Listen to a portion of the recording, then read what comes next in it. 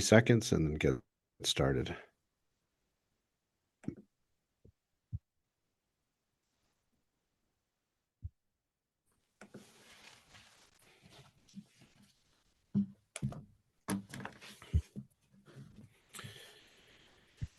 All right.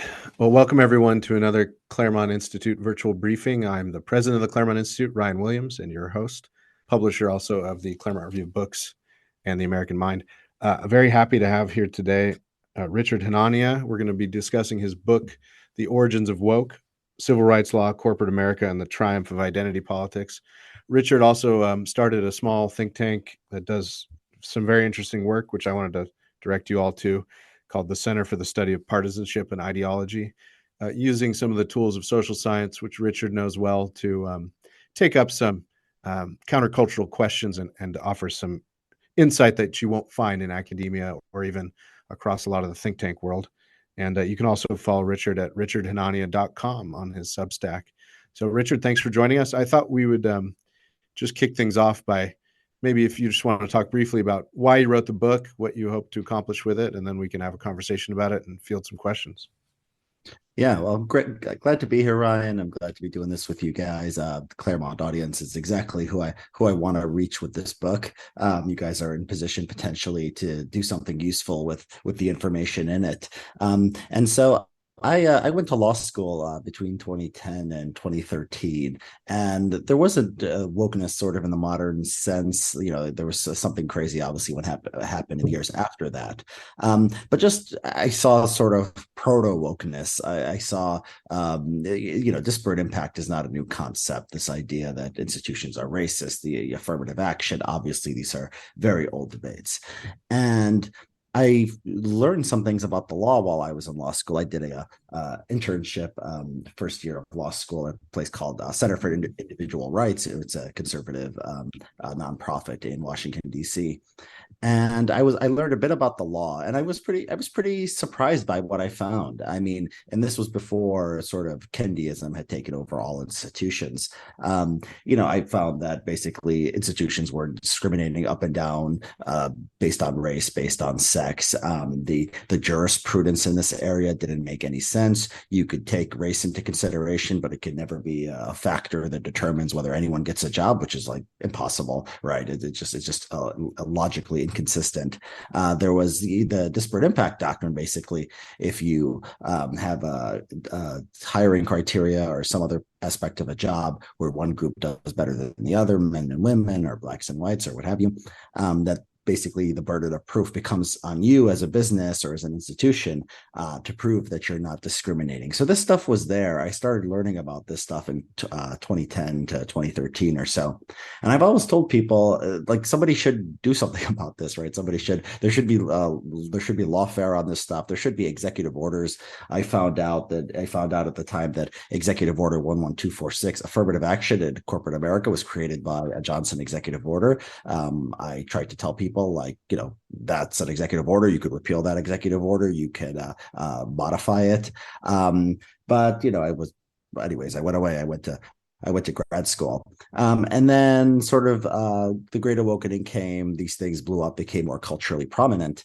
And at that point, I'm like, okay, I need to dust off some of these old ideas because people don't really know how much of this stuff is really baked into the law. And so I started doing deeper research into what happened. I looked at some of the sociology studies of like what happened to institutions, what happened to corporations after civil rights law, after the government started pressuring them to keep tabs on which groups they were hiring and which groups they were promoting and all this.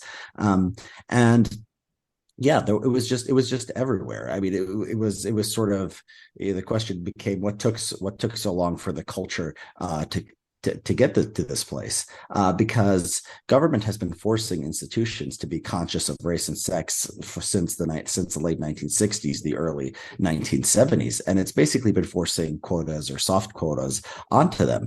And occasionally they've fought back, occasionally they've gone along with it, but eventually, the government wears them down. Even like in the 1980s, the Supreme Court pushed back a little bit on it, and a bipartisan consensus in Congress overruled them and brought civil rights law back to what it had been before. And so I wanted to make the case that a lot of there is, people are concerned about wokeness, this idea that disparities are caused by discrimination, white supremacy is everywhere. I wanted to tell people that there is actually a policy basis for a lot of these things. You can actually trace how institutions were changed over time. And there is potentially something that people in the policy space can do about it. And so that's what the book is about. It's a history, and it's also an explainer and a kind of how-to guide going forward. Yeah, we've taken up this topic before in different aspects of it. I've certainly mentioned Chris Caldwell's book on some of these virtual briefings before, and the general revolution in civil rights law. But if you could maybe just walk us through a little bit of the history, because maybe everyone doesn't know, but a big inflection point, of course, is the 1964 Civil Rights Act, which was passed to finally do away with Jim Crow and its various vestiges across the South and even some other places. And explicit sort of letter of the law of the 64 Act, it bans discrimination but doesn't define it. And it also seems to, on its face, ban any sort of discrimination. So you would think that would have precluded affirmative action and all these racialized policies, but quickly right after it, that was not the case. So how did this all happen? How did we get here? Yeah, there's a few inflection points after the Civil Rights Act, and your summary of what people thought they were getting with the Civil Rights Act and what it says is correct. There was an executive order by Johnson, as I've already mentioned, that said, and this term wasn't defined at the time, that companies that are government contractors must take affirmative action to make sure they're not discriminating. Now that sort of sat dormant for a few years until really the Nixon administration, at which point they said, give us your timetables and quotas. Everyone who wanted a government contract had to show that they were counting their employees by race and sex and promoting the right kinds of people and potentially having a plan. So they all became sort of race conscious. These are government contract, and that's a huge part of the economy. That's like 20 or 30% of the economy now. Because if you're like Walmart, you have one government contract, then Walmart has to have an affirmative action program for every store in the country and like every office and everything. I mean, it's really, really expansive. And so that's one thing. I mean, this is just taking on a lot of the private sector. You also have a Nixon executive order that brings affirmative action to the federal government. This is around the same time. And then you have, so that's one thing. That's affirmative action being forced on institutions. You also have the disparate impact doctrine. So a lot of people will know the 1971 decision of Griggs. Nobody thought that the Civil Rights Act said this, that basically if you give an IQ test, but it could be really any kind of test or any kind of measure of ability or whatever, that if one group doesn't do as well as the other, the business has to show that there's a business necessity, burden of proof shifts on them. Even the EEOC really didn't want to appeal this to the Supreme Court because they thought they would lose. They thought it was so plain. There's something called the Tower Amendment in the Civil Rights Act, which even says tests are okay, basically. And the Griggs was a unanimous decision in the Supreme Court. I mean, the Supreme Court was pretty crazy back then. The courts were doing a lot of crazy things. Were busing. I mean, they really just threw the law out the window for that 15, 20-year period between Warren and Burger courts. So that's how you got disparate impact. There's other things too. You could trace it. 1991, there was a Civil Rights Act. There was another Civil Rights Act. This one created punitive damages. So you not even just like you do something wrong, you pay them back for their back pay for whatever they were discriminated against. Now you have to pay money on top of that. The sexual harassment. And this also made sexual harassment cases easier. Those went up. You could see the number of lawsuits just go through the roof in the early 1990s. This is like the first political. I think a lot of people consider the first political correctness wave, the late 1980s, early 1990s. It coincided with some new civil rights laws being passed. A lot of people who are listening will know about Title VI, Title IX. They'll know about basically how the government uses funding of universities to force them to be race conscious. The Title VI was actually relied on in the last Supreme Court case, SFFA, along with the 14th Amendment, to do away with racial preferences. But at the time, it was first used as an excuse to force racial preferences onto institutions. You have very early on, the government goes to Columbia and they go to Berkeley, and they don't want to do do this. The universities don't want to do this at first. The universities, the president of Columbia writes an open letter and says, we don't even collect that data. We're going to have to become a completely different kind of institution because basically, every department is sort of autonomous. We don't ask them to like fill out forms about who they're hiring and then send them to us based on race. But then eventually he gives up. He says, okay, we're Columbia University. We're an institution that relies on federal grants. And so this is what we're going to have to do. I mean, this is the Nixon administration, which is just incredible when you think about it. You think about how there just wasn't a conservative movement really paying attention to any of this stuff. And to the extent that Nixon knew what was going on from the history is not even clear. It doesn't seem like he knew a lot about a lot of this stuff. And there was no obviously right-wing press covering what's going on. I mean, it got some coverage in the left-wing press, and even some hostile coverage, even some skeptical coverage in the major papers. But this stuff went on. And so you could, in each one of these cases, you could sort of see, I have statistics in the book. You could look at the number of HR professionals, are people working at HR in the national workforce, and it's going through the roof, starting with the Civil Rights Act. You could look at the number of the percentage of federal cases that are civil rights cases. I mean, it's like 10-20% of federal civil cases are civil rights cases. I mean, this is like 20% of what the federal government does with its courts, making sure people don't discriminate against other people and are being nice to each other and are not giving each other tests that one group does better than another. I mean, it's really become a huge portion of what government does. And so, I think that the book shows sort of the laws, the ideas behind this, and sort of the mechanics of how this all happened. Yeah, at a certain point in the book, you put it nicely, which is to say, through some of these mechanisms, a lot of our audience will have been in corporate America in the late 80s and then especially in the early 90s, and I'm sure they observed the change. But basically the evolution of this sort of law, and we should clarify that most of this law, as you point out, is done through executive orders and through the courts and through the bureaucracy. The executive order and bureaucracy nexus is pretty close, although not completely the same. But it really, there was not many laws passed besides this big inflection point in 91, and then a reauthorization, as you point out, in the George W. Bush administration. And it basically makes the federal government, as you put it, the kind of omnibus HR department for every Fortune 500 company at least, or maybe even Fortune 1000 company. I wonder if you could just expand a little bit. I think people experience the explosion, especially in sexual harassment trainings and all this sort of thing. But what effect has this had on sort of the sexes in the workplace? Yeah, I mean, it's a sort of a speculative question, but it's an interesting question. It's worth thinking about. So it took a while. I mean, some people will know the story of how sex got into the Civil Rights Act, which was sort of a joke. Somebody thought it would be so ridiculous. There was a Southern representative from Virginia named Harold Smith or Howard Smith, I forget. But anyways, he wanted to kill the Civil Rights Act, and he added the word sex because the idea was it would be so ridiculous to have a society that did not distinguish between men and women. But then it actually ended up passing. Some people voted for it. They actually did want to get rid of sex discrimination. But then the government didn't do anything for a while because they just thought this was like sort of not the point of the Civil Rights Act, which was really about race and really about Black people in the end. And so there was basically nothing done for like 5 years or 6 years or something.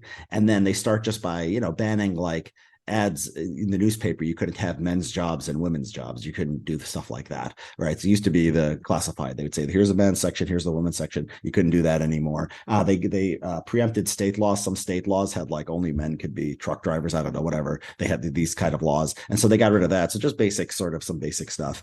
And then it wasn't even like even the most extreme sexual harassment, nobody thought for a few decades that was considered against civil rights. Like even like a quid pro quo, there were cases where like a man would say, you have to have sex with me or I won't hire you. And like at the first, the courts were like, this is bad, but it's not banned under the Civil Rights Act. It's not sexual discrimination. It's just a man behaving badly. And then of course it expands. I mean, like all these things do. It eventually becomes you have workplace harassment. I mean, the workplace harassment. This is another another just complete invention, right? It's like you discriminate, but then it becomes you create an environment that sort of sucks for the person on account of their race or sex, and they have these standards that the courts ratify, which say that it has to be severe and pervasive. What does that mean? Severe, pervasive. These are subjective terms. Eugene Volokh at UCLA has done, has written about how this leads to zero tolerance policies, because how could you know what's pervasive if one employer makes a sexist joke, that other employer makes a sexist joke? Okay, it's pervasive. You can't say you can only make a sexist joke if other people don't make sexist jokes or whatever. And of course, these laws are, you have to realize every step of the way they're enforced by these people who goes into who wants to become a EEOC, field officer, who becomes a civil rights lawyer. I mean, we know left-wing judges. These are people who take the most expansive definition of racism, sexism, racial harassment. Civil rights law gives them this opening. And so I list in the book all these different things that were considered sexual harassment, right? Like jokes, like not disciplining an employee for like saying for making a sexist joke, putting pictures up of girls in bikinis. It really did become like, sort of this all pervasive mandate for social engineering, and businesses just want to, they just want to make money. They just want to be left alone. And so you could look at over time. I mean, I don't know, like a lot of like the number of people who are meeting at work, dating at work, has been going down over the decades. Who knows how connected that is to civil rights law, but it's a very normal thing for people to date people that they meet in the course of work. It's sort of a healthy thing. I mean, in a free society, different institutions can have, of course, different norms. Some of them can forbid dating, some of them can encourage it, some of them can do, whatever they want. But it really did, the idea that sort of, if you watch like a movie or something like Office Space or The Office or something, this sort of cultural trope of like the corporate environment being this kind of sterile place where nobody can say anything and everyone's neurotic and nervous and can't talk to other people all the time. That's arguably the result of civil rights law. As far as I know, it's not like that in every country. Right. Yeah. As you put it, you talked about pervasive and severe. And then also I mentioned, following your argument in the book, that discrimination was never really defined in the Civil Rights Act. But I thought your sentence was good, which is vagueness wrapped in jargon is the great trick of civil rights law. Yeah. And so as you've been describing it, I mean, you have these companies are risk averse. They want to stay in business. They don't want to get tied up in federal courts litigating this sort of stuff or endlessly paying settlements. So they just become school marmish about it and forbid everything, or they have these bureaucratic procedures and all this paperwork where once they go to court, they have plausible deniability about doing something about it. Actually, I want to get to the interesting fact, which I think a lot of people don't appreciate, but they'll of course get in your book because you say it explicitly, but it also emerges from the narrative, which is there's sort of, you point out these three eras of civil rights expansion. And in many ways, we can lay a lot of this mess at the feet of Republican administrations, or at least Republican administrations and Congresses that weren't awake to the problem and didn't understand it, or were loath to bring it up because of the political ideological environment. So you talk about the bipartisan cartel from 1964 to 1980, Republicans divided from 81 to 09, and then conservative neglect from 2010 to the present. Yeah. Could you just walk us through that real quick? Yeah, I mean, so this book you can see, and then sort of there was an entire chapter aimed at conservatives, and they're going to have questions like, why wasn't anyone doing anything about this before? Were we asleep at the wheel? And I think knowing that history is actually useful because it tells you sort of what the political limitations were in the past and like why a lot of those limitations actually don't hold anymore. Like you should actually be much more optimistic due to knowing this history. So bipartisan cartel, basically Johnson signed Civil Rights Act. Nixon takes it a step further, right? There's no pushback from Nixon. Nixon signs Title IX, might not even known what Title IX was. I mean, it was really just sort of he's off in China. I mean, he's doing other stuff. He doesn't think about this. There's no conservative media keeping up on it. Conservative judges versus liberal judges. There's no difference. They're all interpreting the law the same way.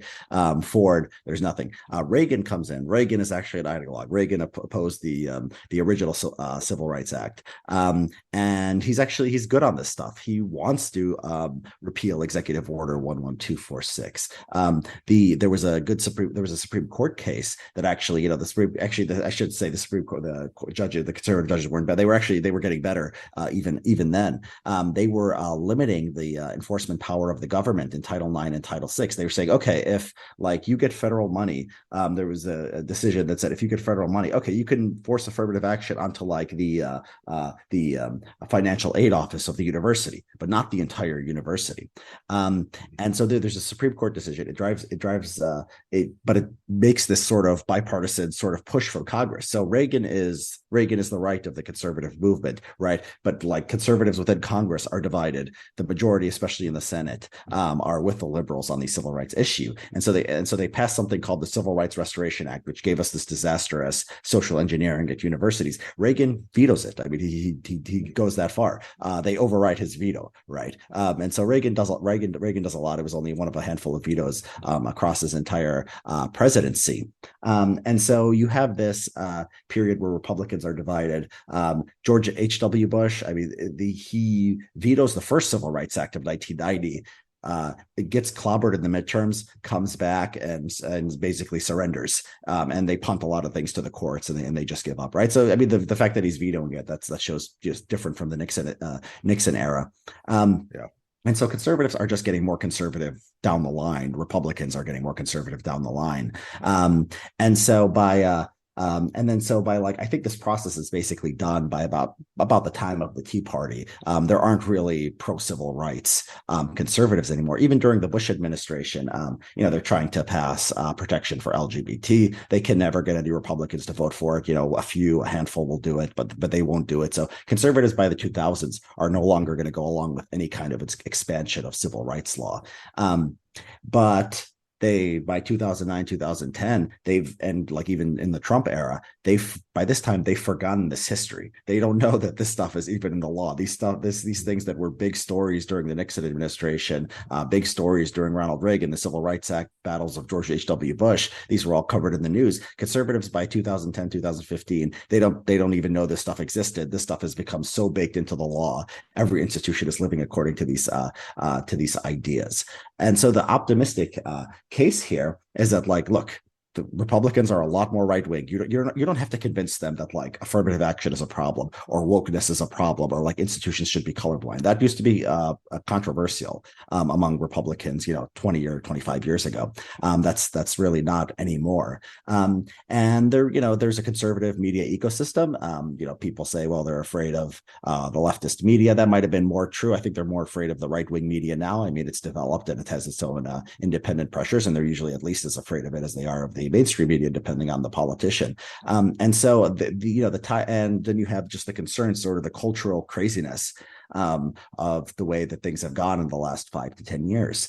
So I argue that knowing this history and knowing what sort of stopped people from stopping the stuff in the past tells us that actually it's a good time to be optimistic. When Rufo went on Fox News, we went on Tucker in the last months of the Trump presidency and said bad critical race theory, and Trump just sees it. I'm Rufo could have told him get rid of affirmative action. He could have told him I was amazing. This could happen just so quickly. But even Rufo, I mean, he's been doing great work, but it just came too late in the Trump presidency. And so I think due to the work of Rufo, due to this book, due to a lot of other people talking about this, I think the next Republican administration, whoever that is and whenever that will be, they'll at least know what to do, and whether they act on it, we'll see.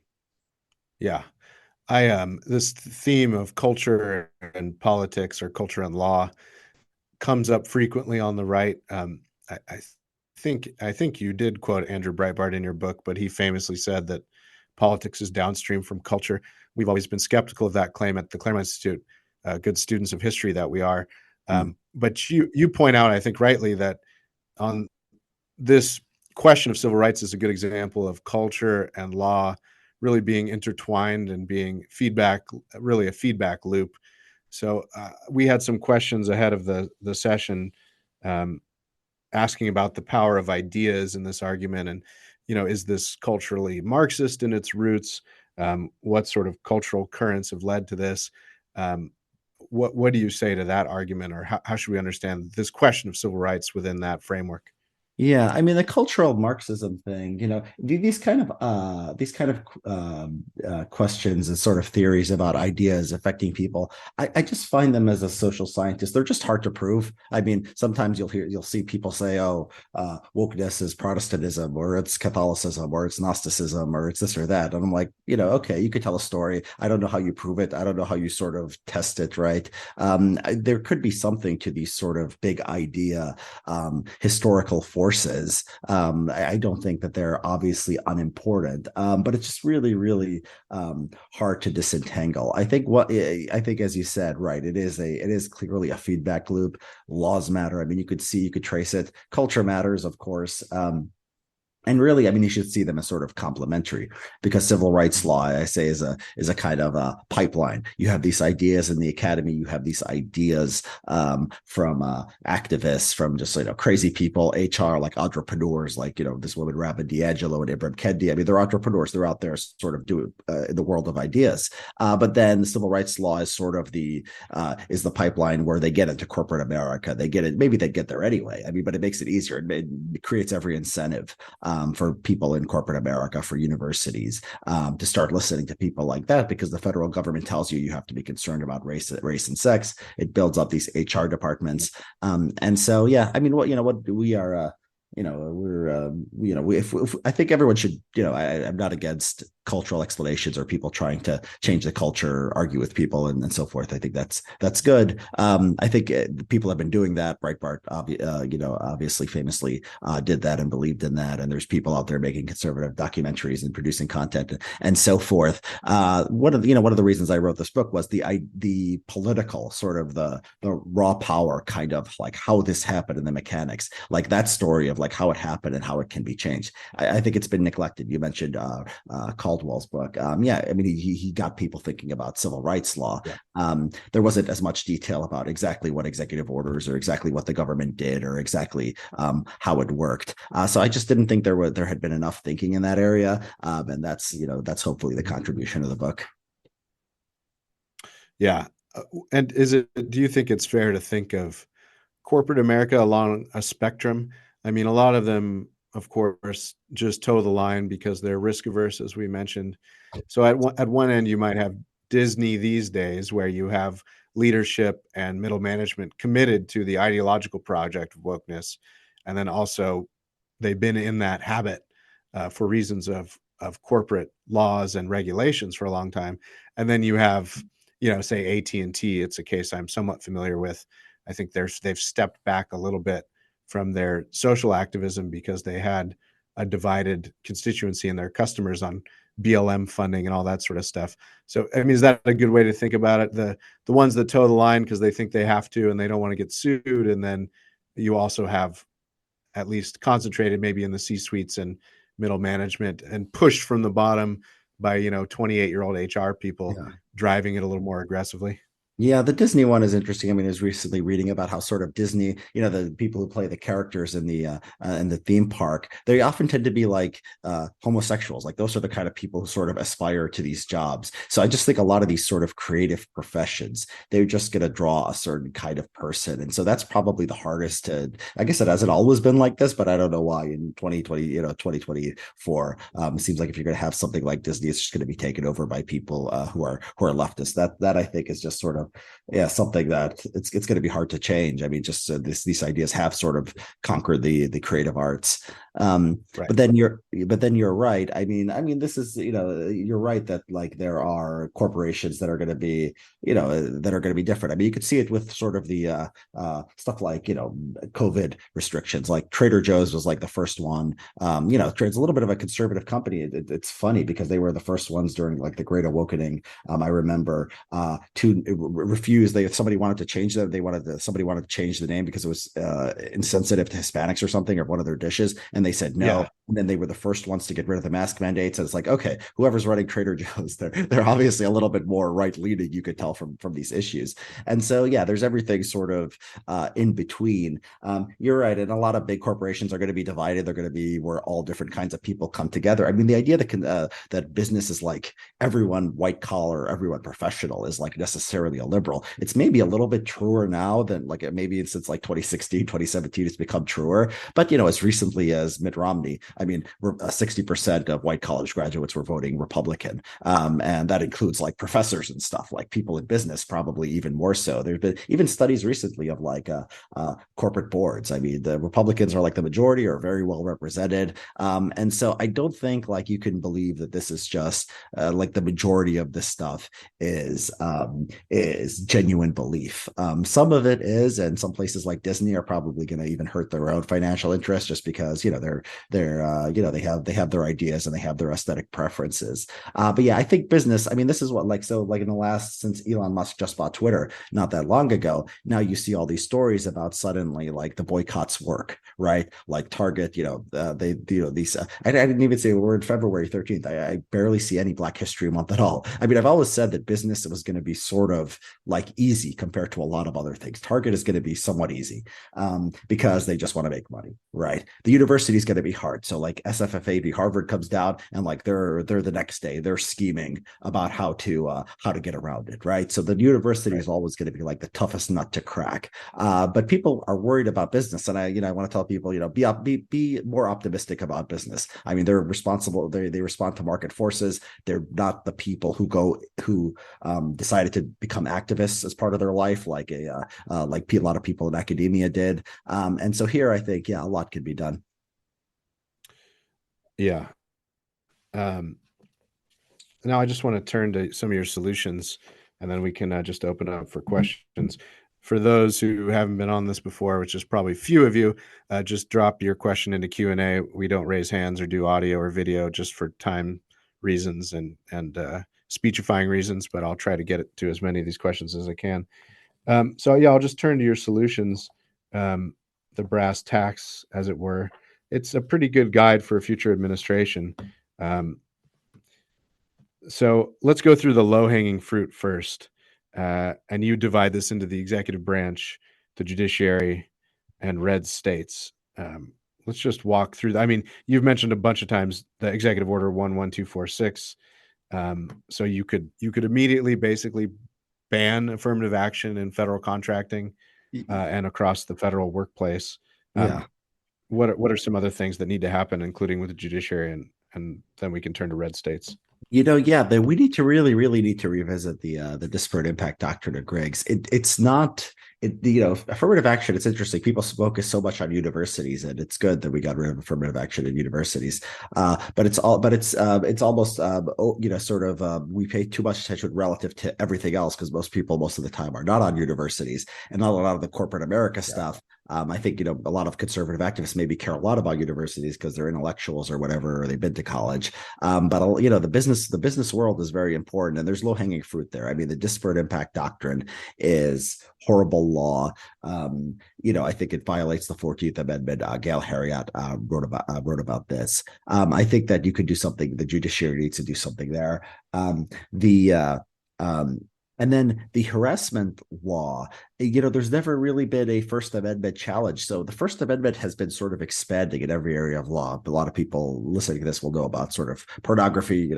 First Amendment became more expansive, but then also you think of something like Citizens United, where there was restrictions on sort of campaign finance because money is speech. And so we're seeing sort of the First Amendment has been sort of expanding in these different ways.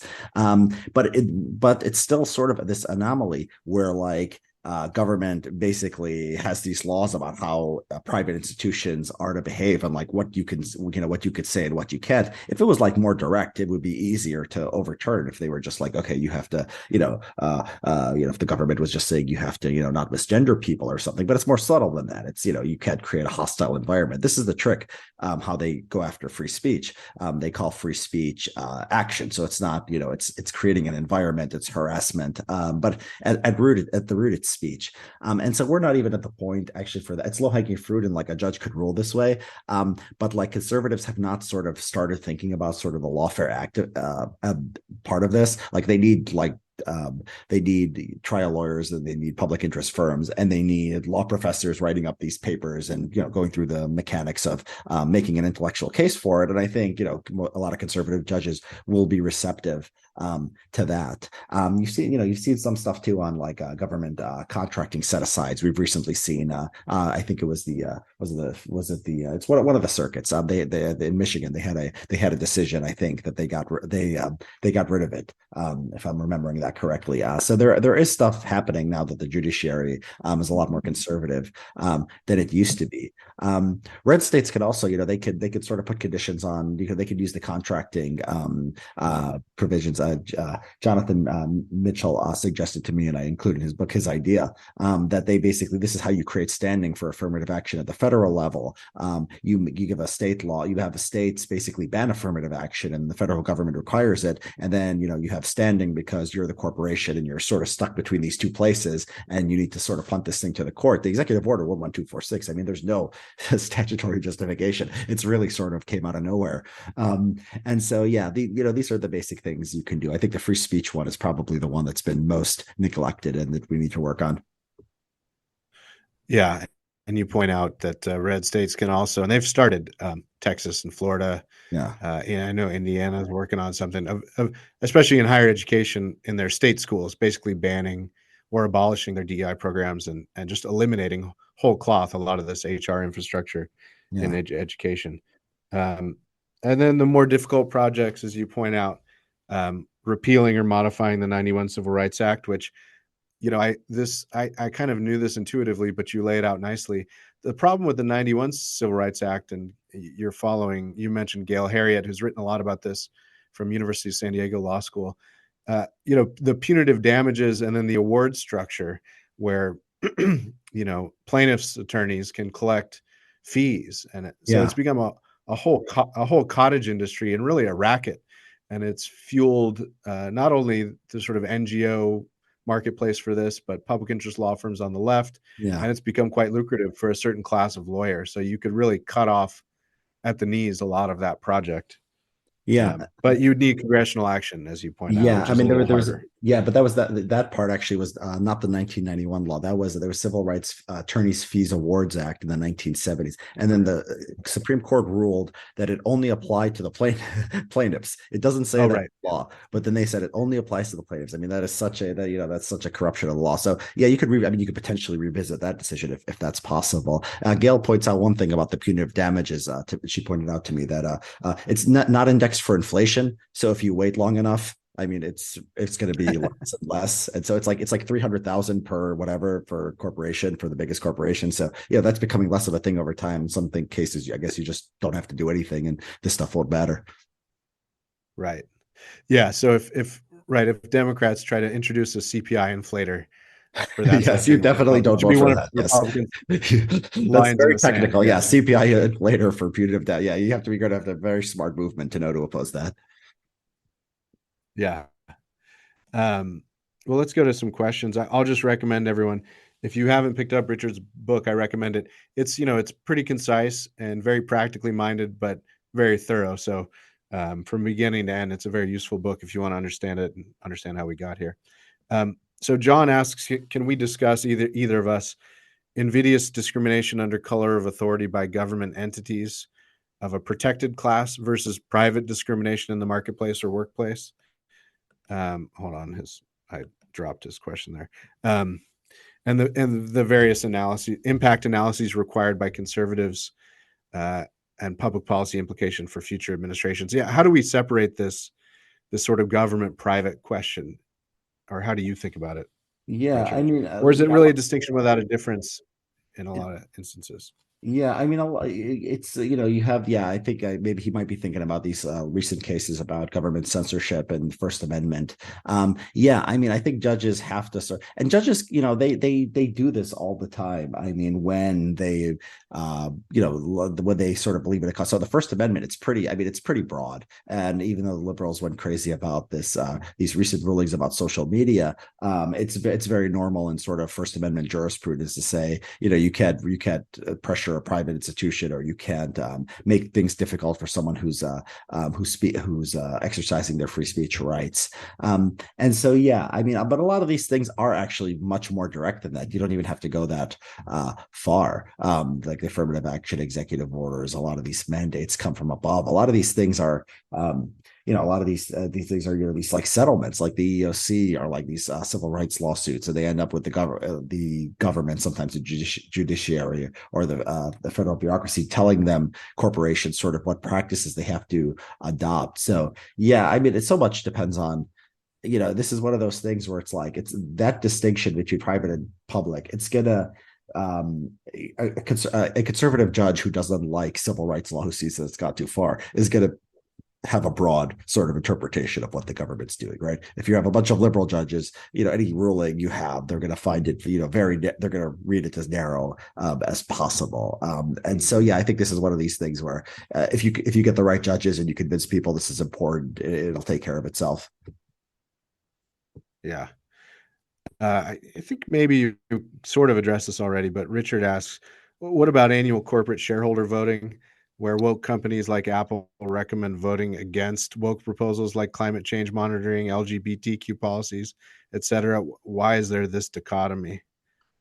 So what is the dichotomy exactly, said?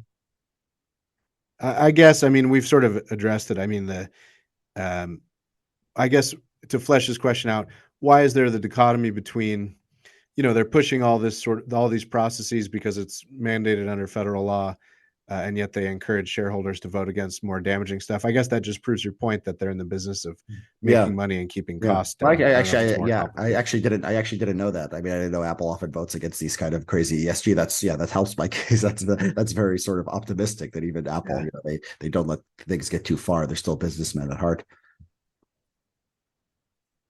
Yeah. Anonymous asks if we could talk about the recent New York Schools Award, where a test was deemed to be racist, and teachers who failed a test, some of them 5 times, were awarded, high damages. How do we stop this sort of thing? Yeah, I mean, this is I guess you can plain. stop it outside of New York. Yeah, yeah. I mean, This is plain Title VII. I mean, this was amazing. They gave these people back pay. They gave them for like whatever, 20 years or whatever, 30 years. They gave them pension. They gave them pensions. They gave them retirement benefits for these jobs that they never worked. I mean, it's really incredible. No one on earth thought that this was what the Civil Rights Act was doing.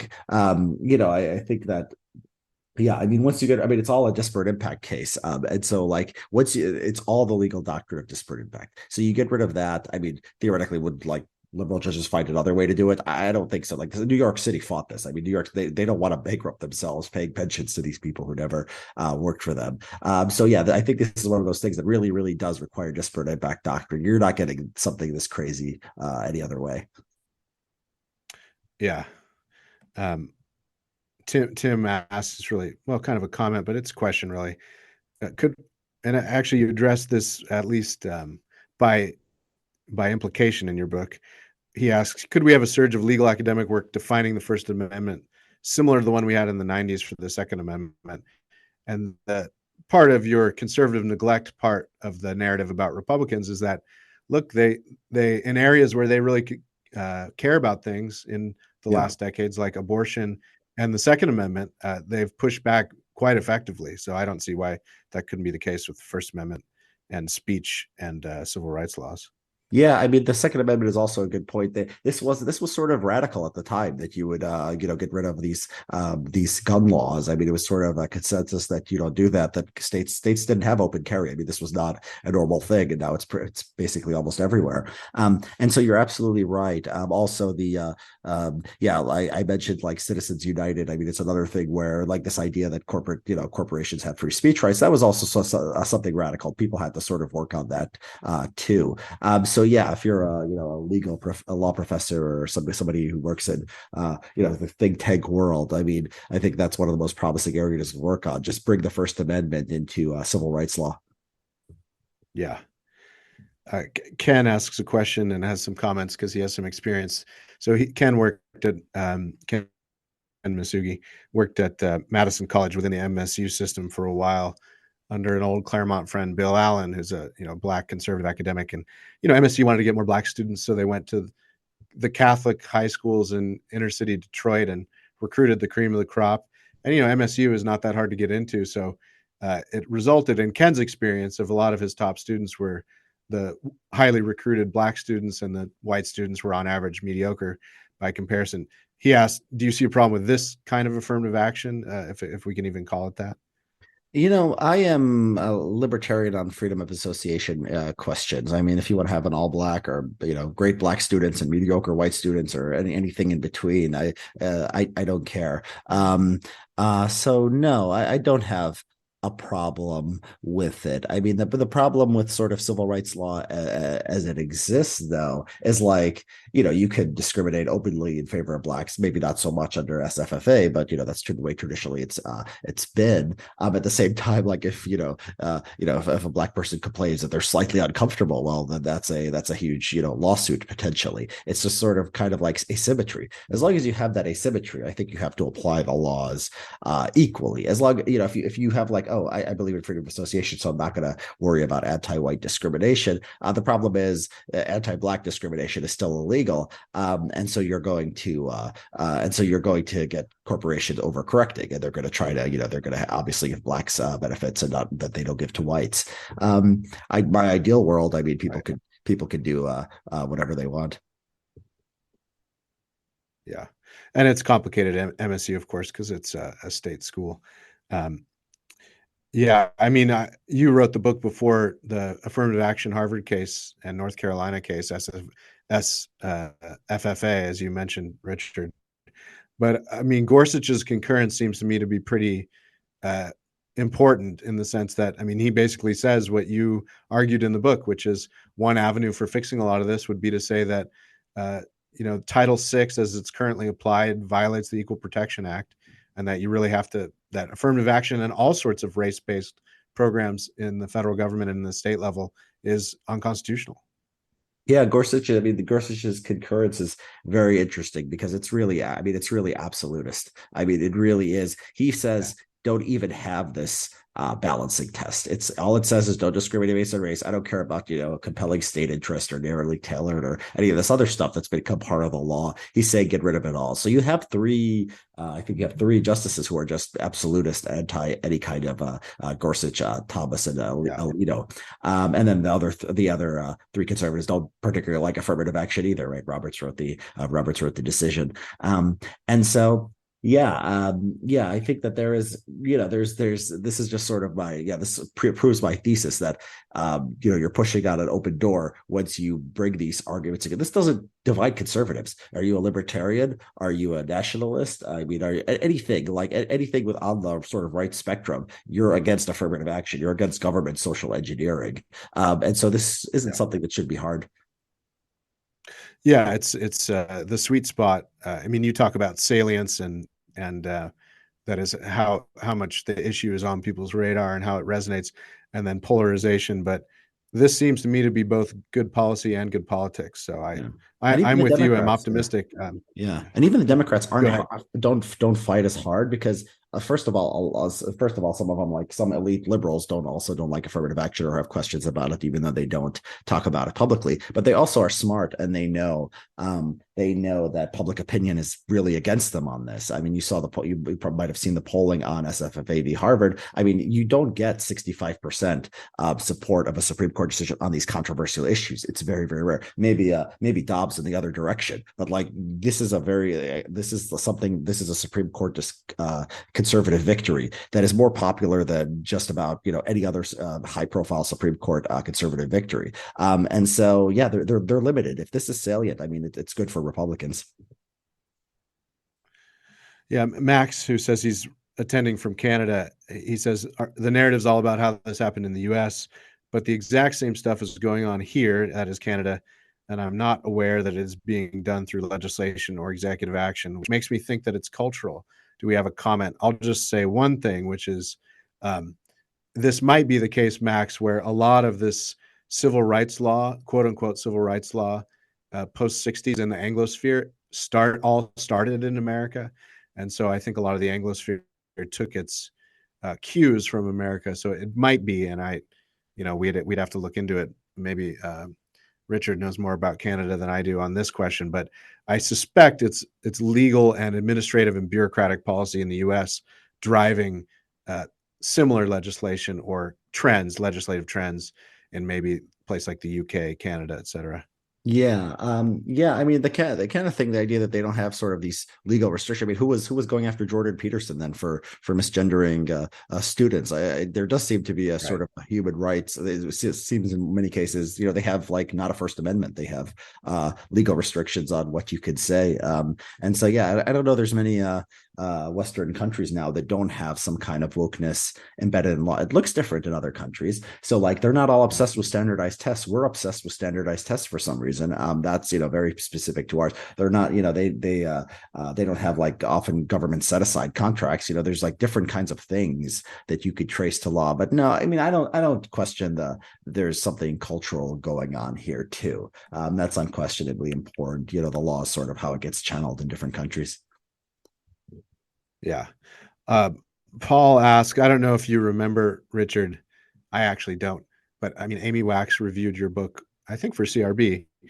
Do, No, it was American do you Conservative. remember American Conservative? Yeah. Do you remember any of her critiques, and do you want to respond at all? If not, that's fine. I was just curious. Yeah, if you guys want to go listen to actually I have it's probably just easier to tell people Google my name, Amy Wax's name. We did an entire podcast on it, and we have a transcript, and so you can either listen to it or read it. So we go into this in depth. Yeah. Good. So another anonymous question, sort of practical one in the workplace. I don't know if we can let's respond to effectively, but we'll see. Is there something individuals can do as managers in private companies?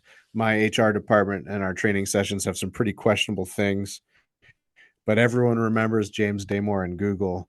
Should we just keep our heads down until the legal and policy work gets further along, or is there something we can do now?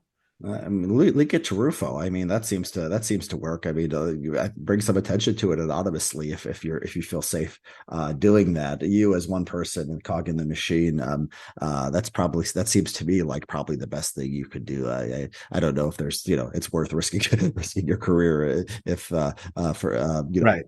for right exactly. Yeah. Kevin brings up this hot issue of airline pilots and just says if we hire for diversity, eventually people are gonna start dying. I think Richard and I both agree. If meritocracy should apply anywhere, I want it to apply to my pilots flying my planes. And I think it's an open question. United claims, I forget their target date, but that they want 50% of their, I don't know if it's their pilots, but maybe all of their employees to be persons of color or women by whenever it is 2030. Yeah. I suspect they're going to run into some just natural ceilings here. And what you probably will see is if it's just employees, you'll see a lot more diversity and sort of, behind the desk staff. But I think most airline executives are smart enough to know that they, even though they're making noises about it, they should be careful about lowering pilot qualifications too much. Yeah, I mean, there's a market incentive, obviously, not to have your planes fall out of the sky. I mean, corporations are smarter than this. I mean, some people think that they're just zombies. They're just all going to start killing all their crews and passengers. It usually doesn't work like that. I mean, usually they're smart enough to know, okay, we'll hire the person, we'll put them in a back office, or they won't meet their goals. Who's going to remember that goal in 2030 or whatever? So yeah, this stuff has problems, but I don't feel unsafe getting on a flight as of now. Yeah, I mean, I think the last major U.S. plane crash I think was maybe in 2010 or 2011, that one in New York or something. So anyway, statistically, it's still the safest way to travel. Let's see.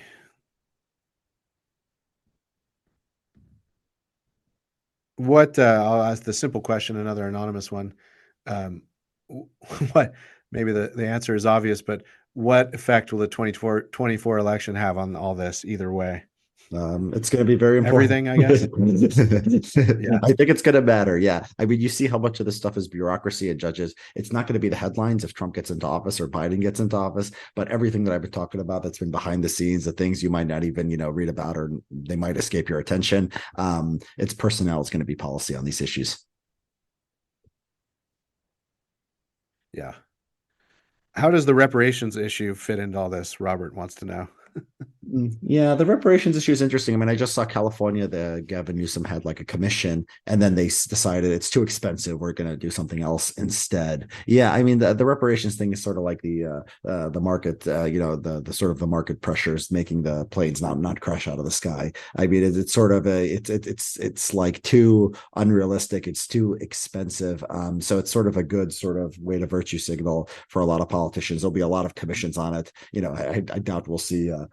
That would be actually cleaner. I mean, it's part of the genius of civil rights laws. Like it's vague, it goes on forever. You never are free, and you're never absolved of your sin. And sort of reparations, is like one and done, and that's just sort of not the style. Right. Yeah.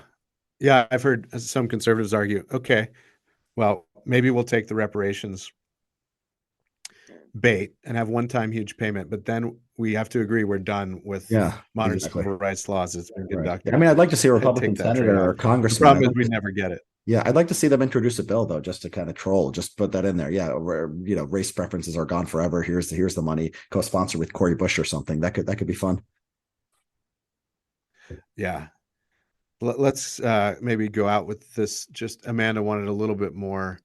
Um, she asks, could we say a bit more, or you say a bit more, Richard, about where you'd really place the blame for wokeness, uh, or your assessment of the Nixon administration's role in all of this? I mean, is it is it really the Nixon administration's fault more than any other? I guess I combine the two questions. Yeah, I think so. I think if you just had to blame like one politician, not even Nixon, but the Nixon administration, actually George Shultz in the Labor Department was a bad one. If you want like one government figure, yeah, it was, but it's even hard to blame the Nixon administration because it was like the times were crazy. I mean, it wasn't like the Nixon administration didn't control the Supreme Court, but the Supreme Court was doing crazy stuff on busing. I just think the country went mad from like 64 to like 70, 75 or something like that, and just were willing to try anything on race and like just thought that there was going to be they were going to have this racial utopia right around the corner, and it didn't work out like that. So it's even hard to place the blame on one person. Just a lot of this stuff was established at a time that just there was a lot of crazy ideas floating out there. Yeah. Well, good. Well, we can end just a couple minutes early. Again, I encourage everyone to buy Richard's book, The Origins of Woke. It's it's a great primer on the issue and is very, very practically minded. And I hope your concluding chapters, Richard, will be a sort of guidebook. Maybe you should even write up a white paper on it for a future administration. It shouldn't take you that long. Most of it's there. So thanks for coming on. Thanks for all your work. Sure. And I encourage people to follow Richard. And thanks for coming to this virtual briefing. And remember, I would not be doing my duty if I didn't say, if you don't support the Claremont Institute, please do. And thank you as always for joining us. So everyone have a good evening. Thanks, Ryan. Take care.